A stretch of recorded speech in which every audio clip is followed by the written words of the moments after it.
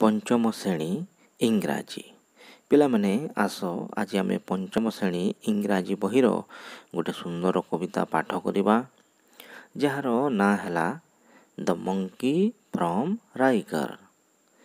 तो राइगर बोली गोटे जगटे अच्छी मंकी है मांकड़ फ्रॉम माने ठारू तो राइगर रु आसीथिबा मांकड़ द मंकी फ्रॉम राइगर। देख बही दुईटी चित्र अच्छी गोटे चित्र रे बाघ उपरे मांकड़टी बसी आउ द्वितीय चित्र रे मांकड़ नाही ताहले मांकड़टी क्यों आड़े गला चलो कविताटी पढ़िबा।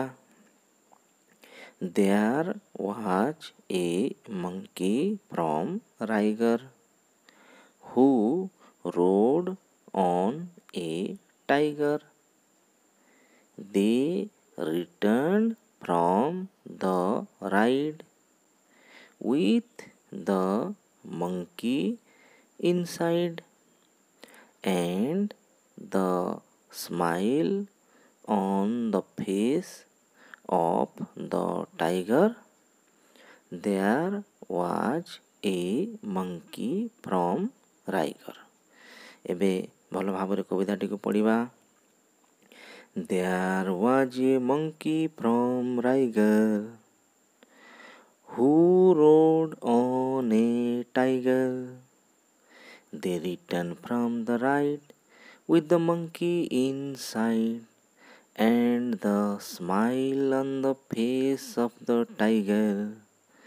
There was a monkey from Raigar। तो एहीपरि भाव तमे थरे दुई थर कविताटी को पाठ करिवो आउ घोषी देव। तो चलो यार अर्थ आम जानिबा। There was a monkey from Riger माने मंकी कहले मांकड़ राइगर है गोटे जगह तो एक मांकड़ राइजर रु बा राइगर रु गोटे मांकड़ थिला। राइगर है गोटे स्थानर नाम। Who rode on a tiger जी की बाघ उपरे चढ़ी थिला बा जार वाहन थिला एक बाघ। They return from the ride ride माने यात्रा से माने गोटे यात्रा रु फेरिले बा से माने बुली जाइकिना फेरिले। विथ द मंकी इनसाइड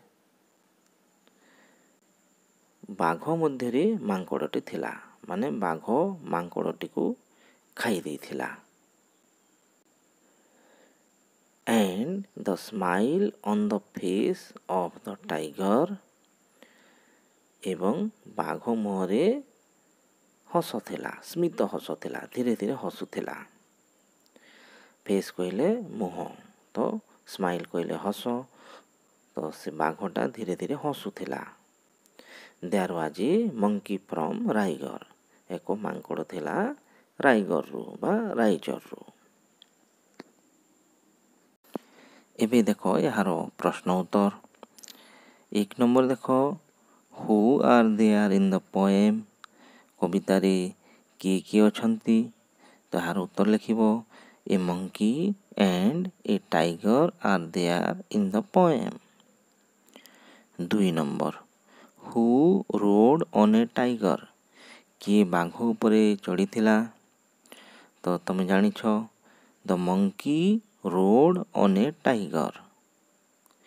तीन number the monkey was from dash तो मांकड़टी डैश रु थिला केउठारु थिला से तो यार उत्तर लिखिबो the monkey was from rigor.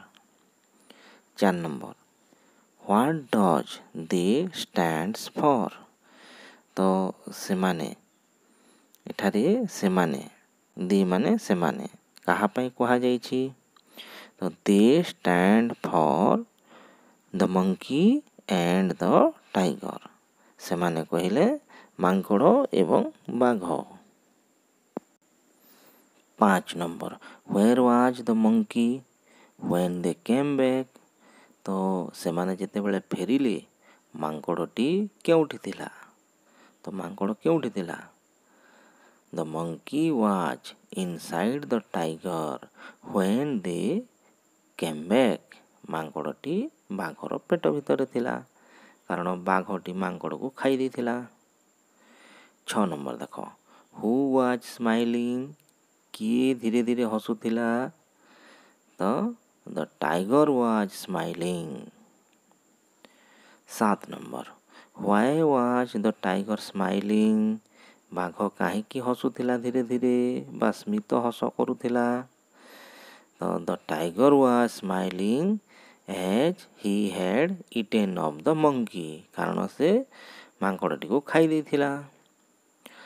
8 number, what is Riger, the name of a person or a place.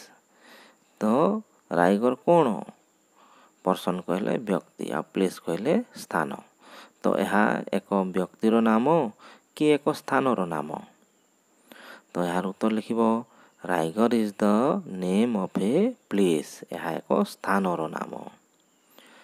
9 number, how do you know it is the name of a place, ତୁମେ କିପରି ଜାଣିଲ କି ଏହା ଏକ ସ୍ଥାନର ନାମ? ତ ଏହାର ଉତ୍ତର ଲେଖିବ the word from indicates that it is the name of a place. ତ ଏଠାରେ ଫ୍ରମ୍ଟା ସୂଚାଉଛି, ଇଣ୍ଡିକେଟ୍ସ ମାନେ ସୂଚାଇବା, ଫ୍ରମ୍ ଯୋଗୁଁ ଏହା ହେବ ଗୋଟେ ସ୍ଥାନର ନାମ। ତ ଏହିପରି ଭାବରେ ପ୍ରଶ୍ନ ଉତ୍ତର ମଧ୍ୟ କରିବ ଆଉ ପାଠଟିକୁ ଭଲସେ ପଢ଼ିବ। ତ ଆଶା କରୁଛି ଏ ଭିଡ଼ିଓଟି ଭଲ ଲାଗିଥିବ। ଧନ୍ୟବାଦ।